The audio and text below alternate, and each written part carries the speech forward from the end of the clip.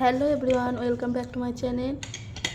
আমি টুসি, তোমাদের আরও একটি ভিডিওর সাথে ওয়েলকাম।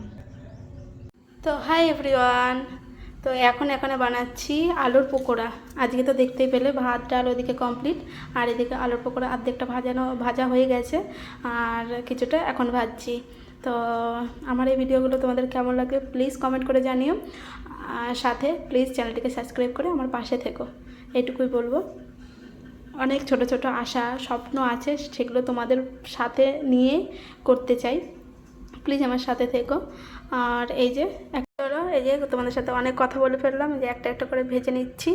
আর কালো জিরেটা এখানে পাওয়া যায় না মেন, তো ওইটা বাড়ির থেকে নিয়ে এসেছি। আর এই দেখো এখানে বরের ভাত বাড়া হয়ে গেছে, ডাল ভাত আর আলু ভাজা।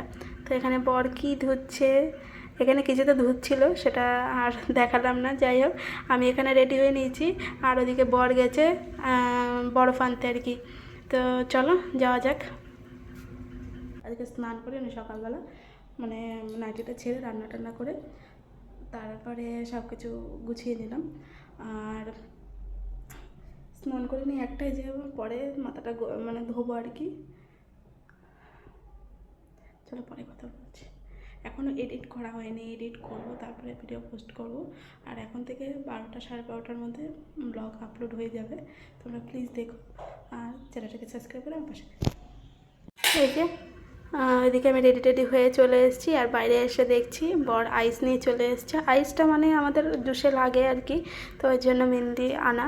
তো এখনও জামা কাপড় পরার জন্য মানে ঘরে যাচ্ছিলো। আর এই দেখো আমরা কিন্তু আগটাক নিয়ে বেরিয়ে পড়েছি।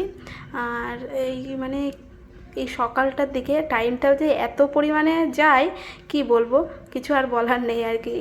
একদম মানে সকাল থেকে এই 10টা পর্যন্ত একদমই টাইম পাই না। চলো দেখা হচ্ছে নেক্সট ব্লগে, ভালো থেকো সুস্থ থেকো।